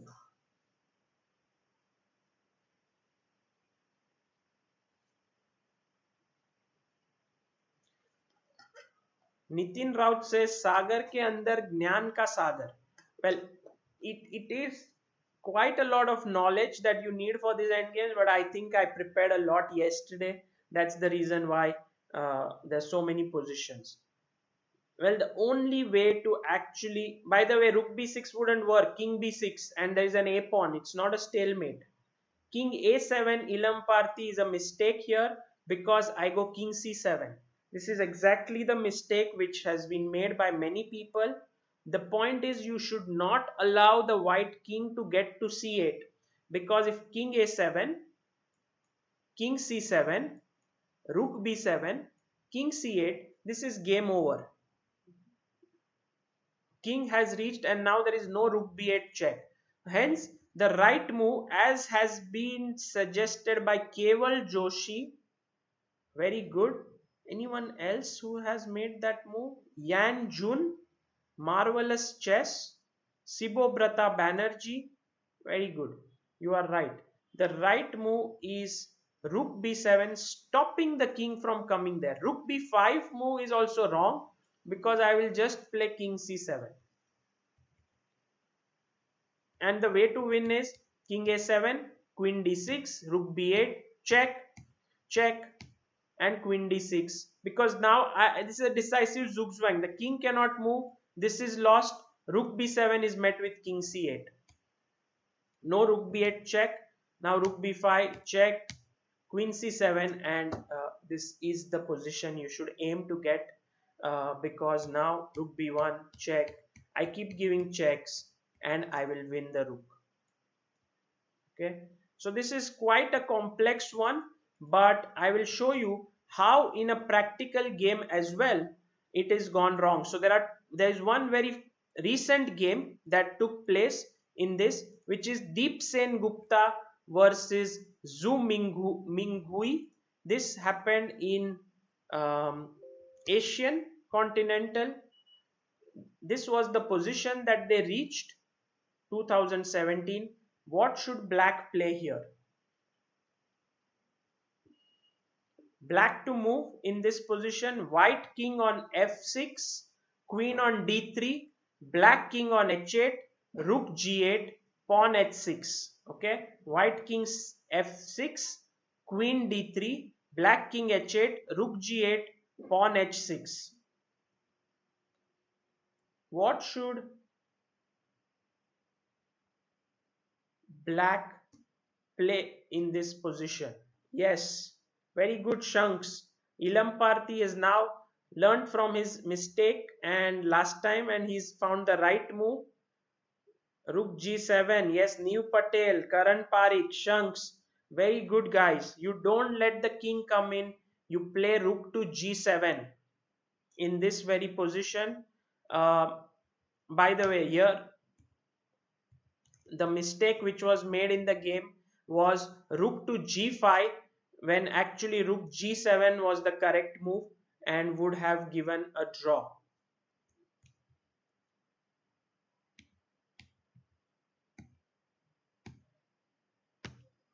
Queen f6, rook here, and now what's the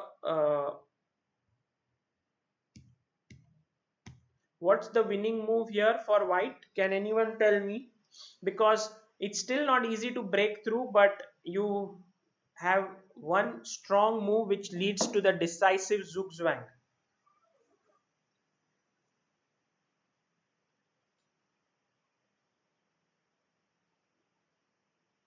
Yes, Rook G7 was the. You are right, Mayur. Also, Anish Adiga, you are right. But now White to move and win and make the decisive zugzwang.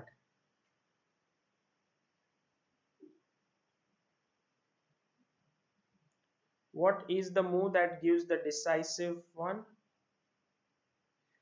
Queen F6 possible.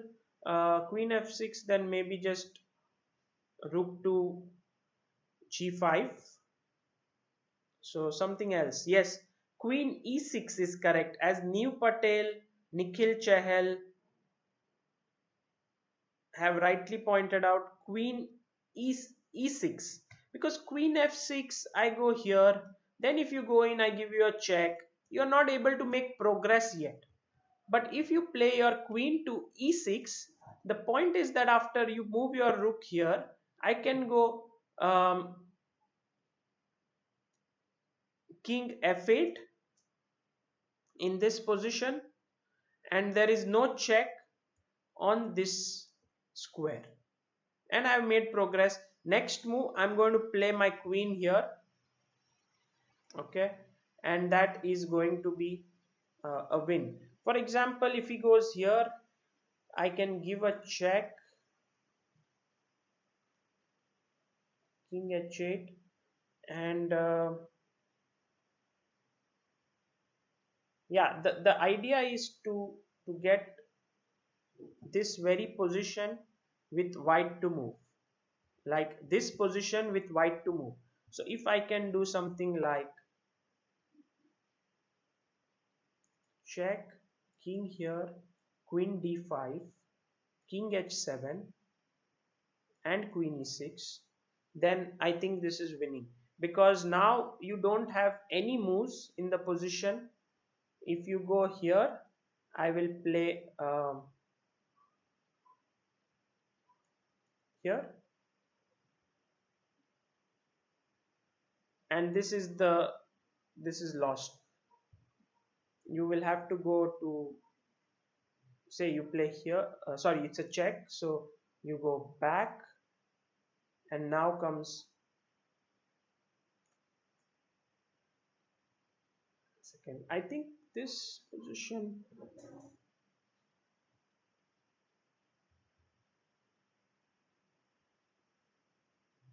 maybe I can even do check here and then play this move. When you are in zugzwang, I think the rook has no moves. Basically, you need to get this position and somehow make black move. You see, always the thing that to notice is how to make the zugzwangs in such position. Salini Raj, the reason for this is because I've kept the assisted analysis on. If I can close it, then there will be no. Basically, it shows which are the good moves or bad moves when I click a piece. Uh,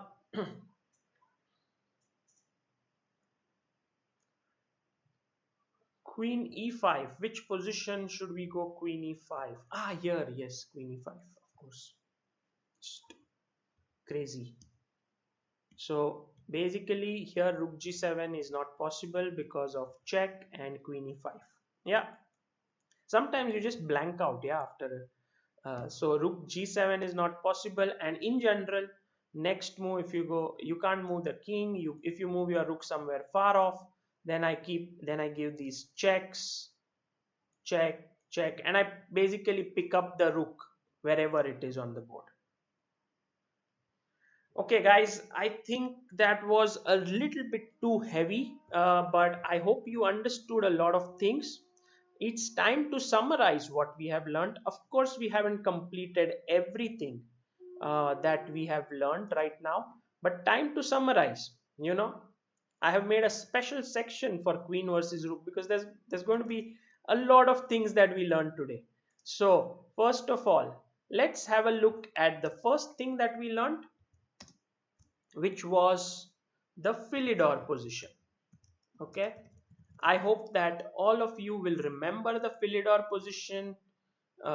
Can anyone tell me what the Philidor position is? I will set it up on the board so that you all don't forget it. Can anyone just tell me what are the pieces, how are they placed on the Philidor position? Sumed Ram, take care. For me, it's assisted analysis becomes something that I ignore. So I sometimes I keep it, sometimes I don't. I think it's useful sometimes.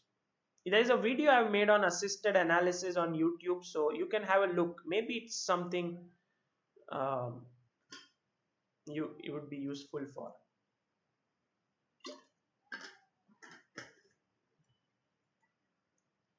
Can anyone tell me how the pieces are placed in a Philidor's position? Guys, come on. I know you are tired. Divya HL says King C6. Okay, Divya. Queen A5. King B8 for black. And Rook B7. Very good, Divya. Excellent. Also, I think Jean Derrell, Ilam Parthi, Shivam Chaudhary, all of you have given the right move. And this is the Philidor's position. Okay. So let's keep that in mind. And we can actually note it down here just so that we don't forget it. White king, uh, white goes king to c6, queen a5, black king b8, rook b7. Okay, I'll make this smaller so all of you can see. uh, yeah, so this is the Philidor's position. Okay, so that is also what we do here is we triangulate and lose the move, correct? Or you say, and we triangulate and we give the move to our opponent. Okay, so that's done. Let's go to the second one, which is known as the Air Force position.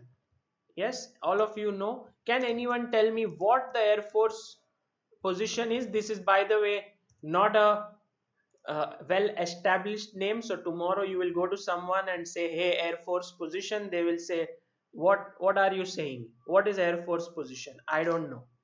Okay, but turns out that this is something worth remembering. Can anyone tell me what is the Air Force position? By the way, Atreya, the all-rounder, please tell me what is the Air Force position rather than writing so many things. I have always maintained that you should make sure that you write down stuff, summarize what you have learned in these 2 hours, or else you can forget it very easily. Okay, let's see what Harshini Anand has to say here. She says king g4, okay, queen e1, okay, king g2, rook h2. Okay, very nice. So this is the Air Force position, right? And how should what is white's winning move here in this position? What is white's winning move? All of you now know it. It's like the Air Force. Yes, Dhanushka, Yappa, you are also right.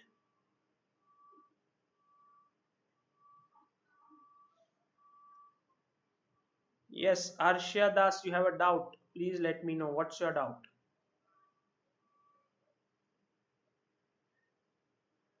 Yes, Shanks, you are right. Queen e5. Ilam Parthi, you are right. Queen e5. And that is the right move. Abdul Karim, Shivam Chaudhary, Practical Thinking, Sahil Bhatt, Arjun PR, Nikhil Chahal. It's very nice to see that all these people, Sani Deshpande, all of you have been able to maintain your stamina for 2 hours. Hats off to you guys. Really, I would have slept if I was the student. Okay.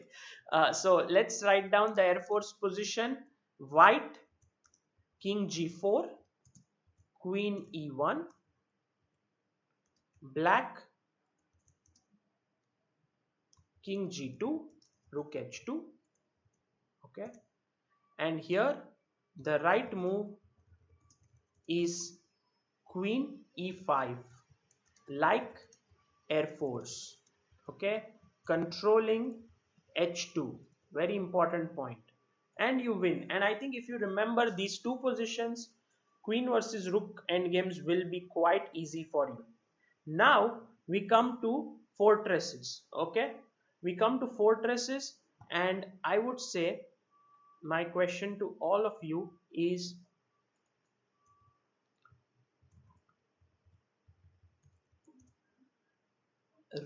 queen versus rook plus pawn. Okay, if the pawn is on 7th rank and white and the opponent's king is cut off, then central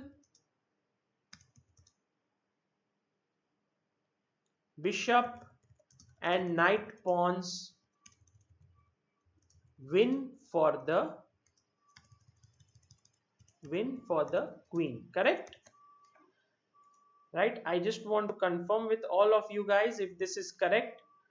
If it is, just let me know in the comment section.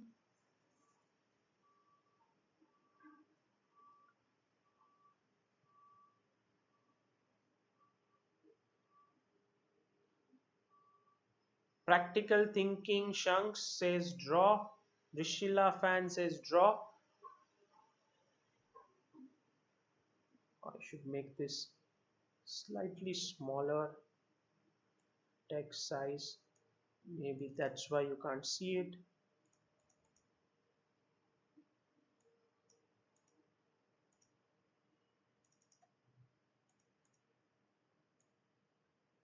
Yeah. No, says everyone. Okay. Good. Correct only, says Radha Madana. No, no. It's no. It's a draw. Okay. Please don't disconnect right now. Otherwise, you will, for the rest of your life, think that it's a win. Of course, it's a draw. Draw for the side with the queen. Okay. So, if the pawn is on the 7th rank,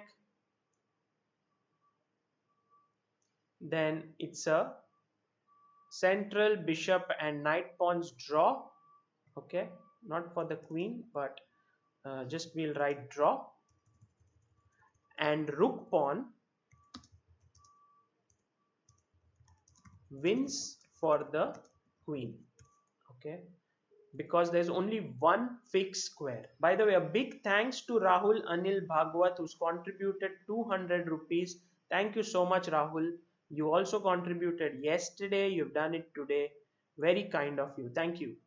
Uh, if the pawn is on sixth rank, then rook and then knight pawn is a draw. By the way, we assume king is cut off. Okay, we should write there king cut off, because otherwise, I mean, you easily win. Then knight pawn is a draw. Yes, central and bishop pawns win for the queen because there is space behind the king, behind the pawn. Okay, this is the reason. When it comes to rook pawn on sixth rank, queen side with the queen wins if the king is on the short side, or you can say on the short side and not on the long side. Okay, so I think that just about covers everything we learned today, right? And this is what I mean by making a summary of what you learn. Now, next time you just learn all of this, you read this and you're like, yes, I remember Philidor, I remember Air Force position. If the pawn is on the seventh rank, then yes, all are draw, but rook pawn doesn't let me draw because there's only one fixed square. Now I go to the sixth rank pawn. If the pawn is on sixth rank, knight pawn is a draw. Um, if I go to the central pawns, they all lose. Bishop pawn loses. Rook pawn, if the king is on the short side, it's a win. If it's on the long side, it's a draw, and so on. Yes. I hope that this is going to be useful for you. You can, sort of write it down and take care. Funny Verma, thanks a lot for your kind words. He says Chessbase India is a boon and gift to Indian chess, encouraging chess players working really hard. And I would like to thank all of you. Ricardo, thanks a lot. I will, as usual, put the link for the homework in the description, and you can download it from there later on. Yes. um, so this is how we end today's class. I know you must be really tired, all of you, but I hope it was fun. Let me know in the comment section if it was fun, because I think it was the toughest session that we have ever done on this show. Dark Cell of Doom says you're awesome. Okay, thank you. Karan Parik says very useful. Jean Darrell says thank you. Am I the only guy in US? No, I think Dark Cell of Doom, there are plenty of people from US. Madhav Krishna, hi. Madhav, I got your mails, it seems. Dharma Ratne says, well explained, sir. Thank you so much. Great. Abdul Karim says, bye. Thank you. Harshini Anand, thanks a lot for the wonderful, interesting endgame class. Okay, good. Abhishek TR says, long day. Yeah, maybe you can take some rest now, all of you. You deserve it after attending this session. Madhav Krishna says, it's really fun. Devi Raja, thank you. Cheyenne says, thanks. K Dexter, thanks a lot for the nice words. Rajesh Kumar Nair says, interesting and long session, but very useful notes. Okay, good, good, good. Mayur Gondarekar says it requires deeper study, repeated study. Thank you, though. Yes, I think so. Karan Parik says some themes went bouncers. Maybe you can look at it again. Should be useful if you look at it again. And Ilam Parthi says, well explained. Okay, Ilam Parthi, if you learned also something out of this, that's good to know. And maybe it will be useful in some of your games. Basim Menja says, I am from Morocco. Great. You're from Morocco. Good to know that there's someone from Africa as well watching. Sumed Ramtekar, you've blown brains out of our minds. Okay, great. All right, guys. Thank you so much for this, and I'll see you tomorrow. Maybe we can have a look at a bit of the things which are left in Queen versus Rook and then move on to something more. Until then, bye bye. Take care and take some rest, and see you tomorrow at 8 a.m. for the class.